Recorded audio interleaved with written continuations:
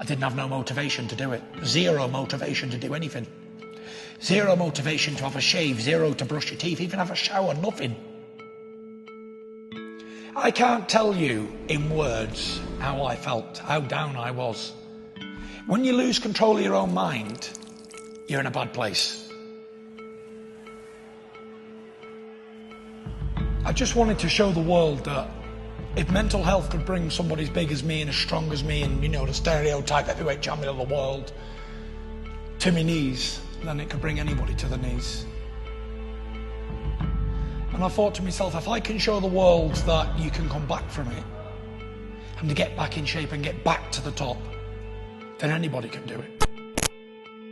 I knew something was wrong with me my whole life. Growing up as a child, I'd feel a loneliness even when I was with other people. I wasn't a confident character what you see today. I was a very shy, reserved, skinny little whippet kid. I was always told that I couldn't do stuff and I'd never do anything, I'd never achieve anything, so that made me worse, basically.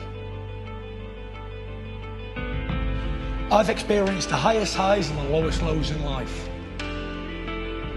Something I'd worked for my whole life, and when I finally achieved it, it was like, oh well, that was a load of rubbish. I wasn't expecting now to feel like this. Like I said to you before, I just felt like an emptiness, a deep gaping hole of nothing. Darkness and grey clouds. Every day was grey. I felt like I had nothing to look forward to. I was worthless. It was just a horrible, horrible feeling that people need to understand that many, many people are in the same boat. They don't have to be very successful sports athletes to feel like this. Anybody from day to day has the same feelings.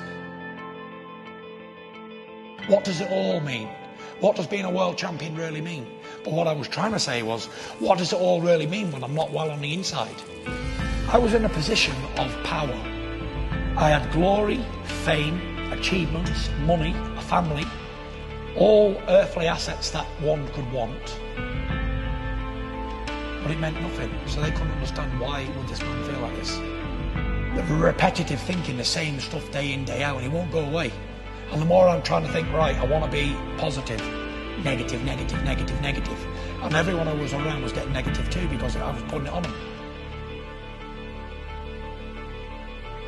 This went on for 18 months, well, on me battling my own self every day, drinking, abusing my body, eating rubbish, taking drugs. Everything I stood for didn't matter anymore. I'd never ever experienced anything in my whole life, even though I'd had anxiety before. This was the king daddy of all anxiety attacks. I was so sure I was going to die, but nothing mattered, I didn't care. All I wanted was atonement for my sins. I can't tell you in words how I felt, how down I was. When you lose control of your own mind, you're in a bad place. And it's a silent killer. It's almost like carbon monoxide poison. You can't smell it, you can't taste it, you can't feel it, but you're down. The way I explain mental health is you bottle up and bottle up and bottle up and then it just explodes. You can't bottle anymore.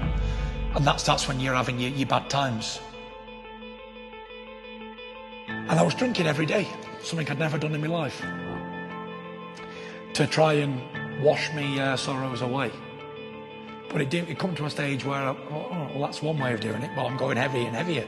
I was gaining 380, 390, 400 pounds, and I was very unhealthy. I didn't fit in anything I owned anymore. It wasn't me anymore. I had two bodies. Turning point was, I went out Halloween dressed as a skeleton in a fancy dress party. I went out about 9 o'clock and I expected to stay out all night and get smashed. I had one drink. I looked around me and I thought, what am I doing?